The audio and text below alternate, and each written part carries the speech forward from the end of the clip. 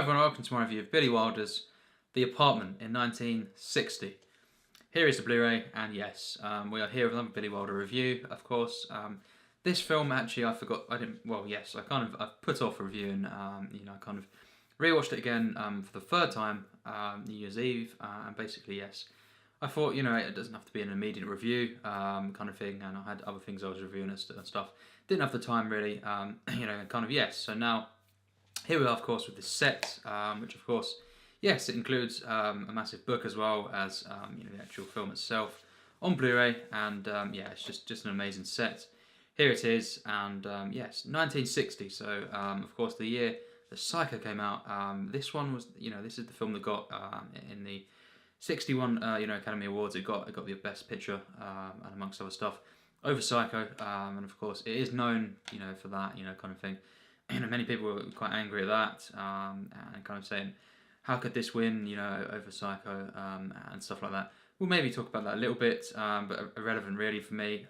This film, first saw it, surprisingly, only 2017, August, for the first time, and then, of course, I loved it so much, that I rewatched it, actually the same year, New Year's Eve, and then, of course, it's kind of going to be like a traditional thing, maybe. I watch it on New Year's Eve now, because it's very, very special. And of course, it kind of ties into that as well in the film.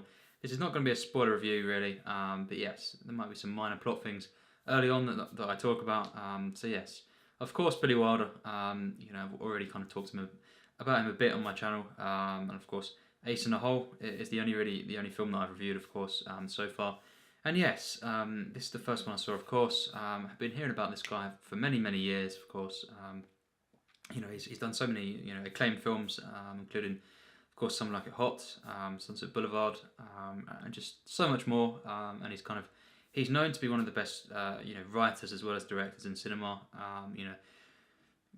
Roger Ebert and many people like that, massively praising him. And you know what? I think I have to agree. He is one of the best writers in cinema, even from the two films that I've seen. This in particular, and he, of course, co-wrote this one. And it's just one of the very best scripts in cinema.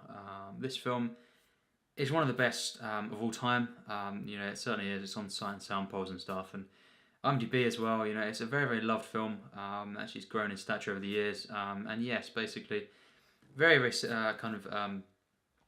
maybe controversial plot, for when it came out. People had bashed on it a little bit because of what it was kind of trying to do, but people kind of gradually started understanding it a bit more.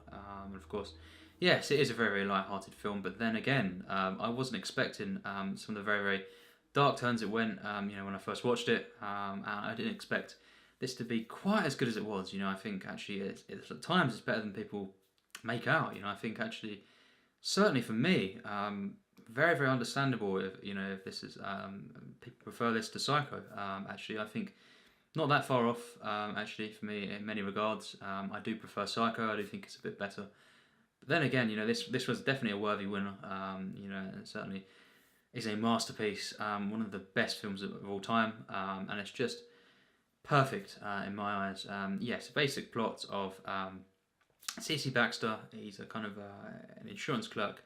And yes, basically in this massive building, he works in an office, this kind of stuff. And yes, basically, in order to, in many regards, in order to get a promotion, but not too much, just because he's kind of a pushover, he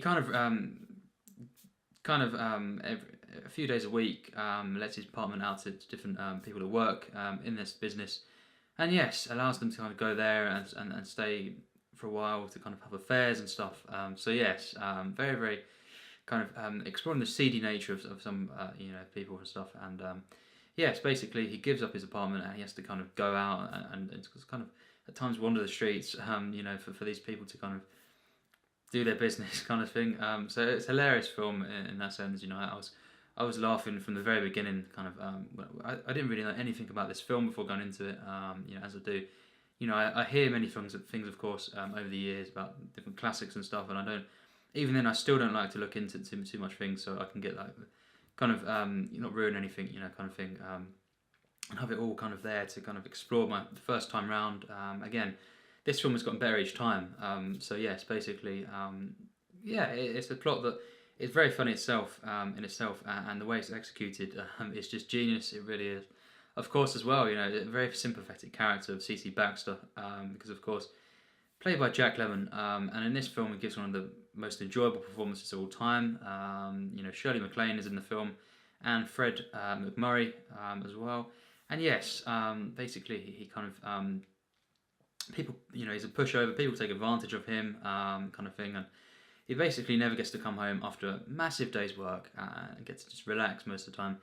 He's used, and it's very, very, kind of sad, but also funny at the same time, and kind of shocking, and how unbelievable, how people can kind of treat him in the film. And then after about half an hour or so, things start to escalate, different subplots in the film, and of course, Shirley MacLaine, who plays Fran in the film, she comes into it a lot more.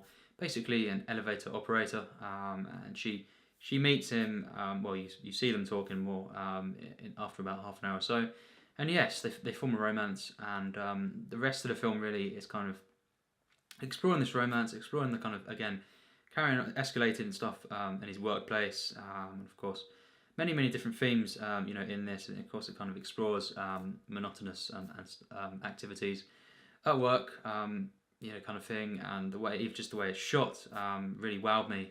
Just the way it kind of says things visually about, how you're just kind of a number and stuff, and essentially just a robot, kind of allowing them higher up to kind of thrive, and you to kind of just be used as a slave, and of course in the workplace and at home, essentially, C.C. Baxter gets used, he gets walked all over, so it's very, very genius film in the way it's executed, just the way that things are framed, the arrangements, perspective used at different times is really striking, and just, yes, visual storytelling in this film is immaculate. It really is one of the best.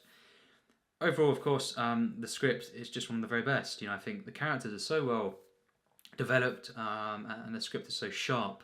There is not a moment that isn't just wowing, really. This is a script that you can really study to kind of just learn more about how to write a great script. Billy Wilder, for sure, based on the two films I've seen, just the mere two films I've seen, one of the best screenwriters in cinema, and the direction is flawless. It's kind of a bit minimalist at times, but it's perfect. It's in tune with everything else. The acting in this film is stunning.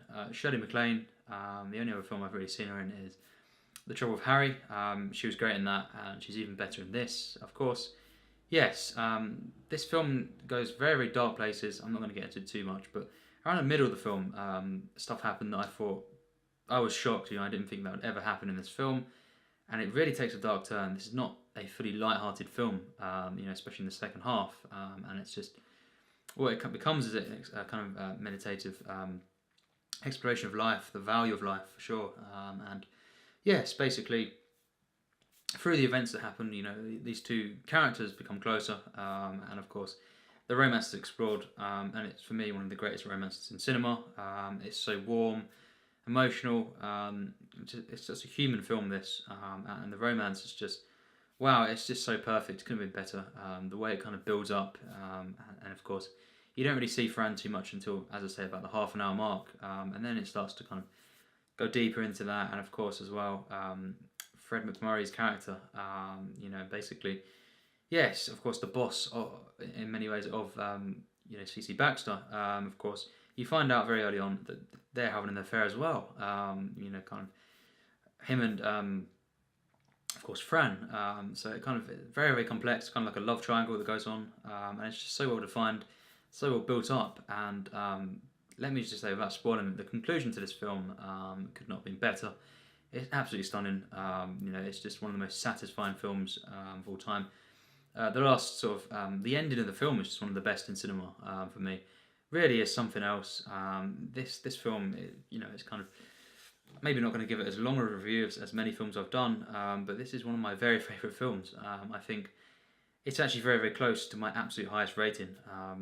That's how good it is. It's easily in my top 100, and it's just growing on me a little bit more each time. Sorry, to kind of revealing itself even more. I think I instantly loved it, and it's better each time. Becomes more emotional, kind of tragic at times, but very, again, so uplifting, and just spiritual, so emotional and everything, and it's just a flawless film, I think, in every sense. And of course, CC Baxter, just one of the most relatable characters in cinema. I think the sympathy is there, it's kind of, not for a single moment, is a character I don't kind of feel something for, get invested in, root for fully. He's one of the most, kind of relatable characters, protagonists in cinema. Just the way he kind of, it's just such a well-written character. Jack Lemmon is so good in this role. It's one of the most perfect casting choices in cinema. It really is astounding in this film, and of course, just the way, very, very something very, very unique about the way he kind of, well, of course, down to Billy Wilder, but the way that, of course, he has a cold in the film. Of course, because of the apartment, him not getting into there at night and stuff, and having to kind of a time to sleep on like benches and stuff in the streets.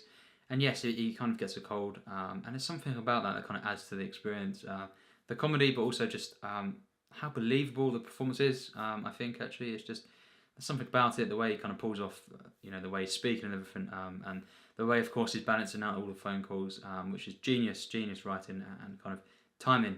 The comedy in this film is some of the best in cinema. And of course, combine that with the kind of pathos, and it's just one of the best films of all time. There's not a single moment in this film that isn't perfect, as well. The warmth, the heart of this film, Ace in the Hole is not, one of the most, kind of,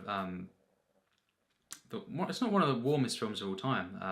Of course, I can see it's probably going to be one of the more hard, kind of Billy Wilder films in many ways. I'm not going to call it cold because it's not. It isn't a cold film, but compared to this, you could say it is. But this film, it's completely different. It's kind of wears its heart on its sleeve. But again, it's not something that kind of basically it's all earned. Over the film, it kind of it has to happen in many ways. How it turns out in the final act and the kind of satisfying nature of it all. But yes, the heart of this film is so strong. It's so spiritual and just a lovely film. It really is wonderful and soulful, and it's just a beautiful creation. Everyone involved, it's just so good. Of course, the kind of the location, the use of kind of at times one location, the apartment. It's one of the best kind of locations in cinema. It's just so good. Of course, the neighbours as well. The kind of the neighbours and stuff. The doctor. It's just so well done. The build up, the kind of the involvement they all have in the plot, the characters. And of course, the kind of the climax, it's just genius. It really is. And of course, the dramatic irony in this film, everything, all those different techniques, of course, that filmmaker can use, and an actor, it's just so perfect as well. The wonderful score, the really wonderful score, it's just beautiful. Of course, I've listened to it quite a lot. And of course, the use of other songs like Old Lang Syne. This really is something that really benefits as well from watching it kind of around Christmas time, New Year, for very obvious reasons when you see the film. But yes, basically, this film is truly one of the best of all time. I think the characters are some of the best in cinema.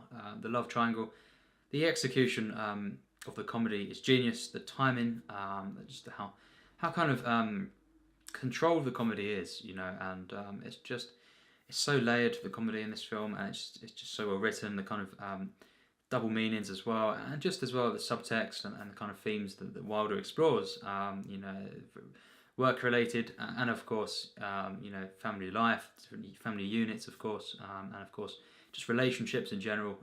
It's just genius. I think the pairing, of course, Fran and CC Baxter gets called Bud in the film. This relationship is one of the best in cinema, and it makes for one of the most beautiful films of all time. Cinematography is beautiful.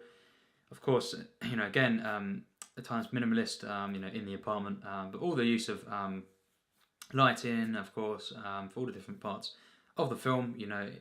There's many, many dark moments in the film. Of course, it does the use of shadows and everything, kind of plays a hand in that.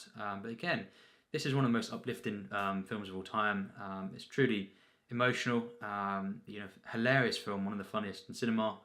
But again, something that I cared for throughout the entire film, and something that, the payoff just makes it for one of my absolute favourite films of all time.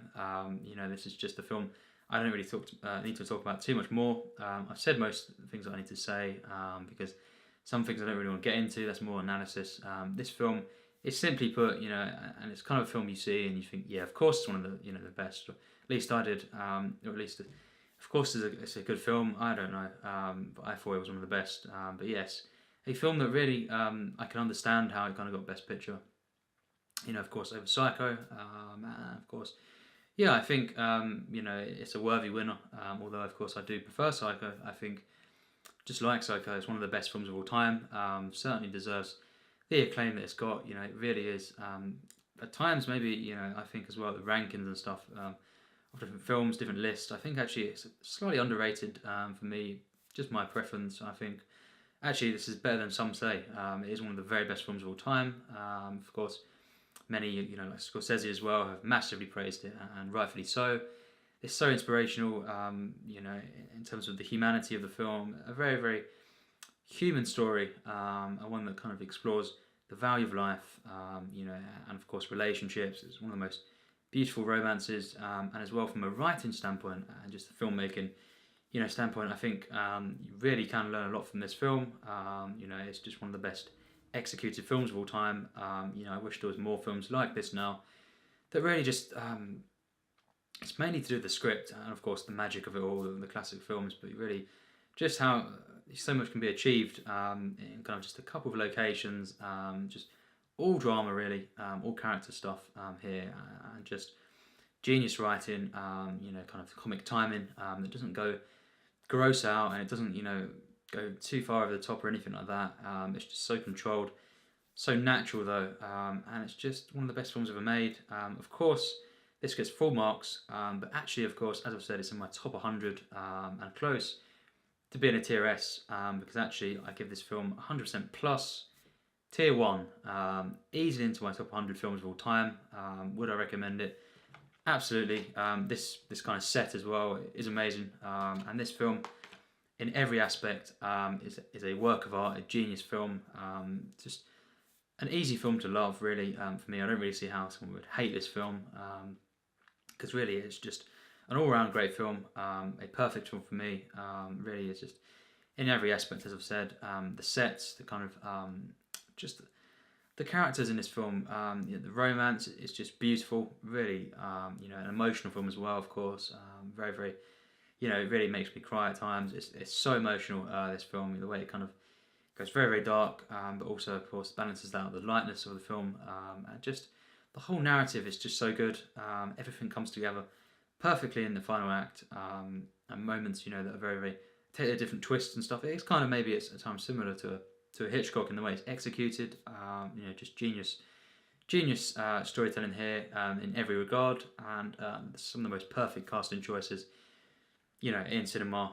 It really is a wonderful film. Jack Lemmon, of course, perfect. Shirley MacLaine, Fred MacMurray really is, you know, he's kind of the villain of the film, but really he's so good in this, and you know, it's such a complex film. But again, at its heart, you know, a simple love story. But again, along the way, Wilder explores, of course, many different kind of themes perfectly.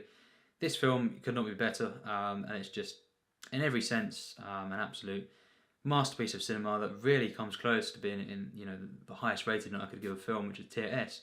It really isn't far off. This is in my top 70 films of all time. That's how high it is. So one of the best films I reviewed kind of recently. And yes, this film, The Apartment, is a masterpiece. And yes, thanks for watching my review.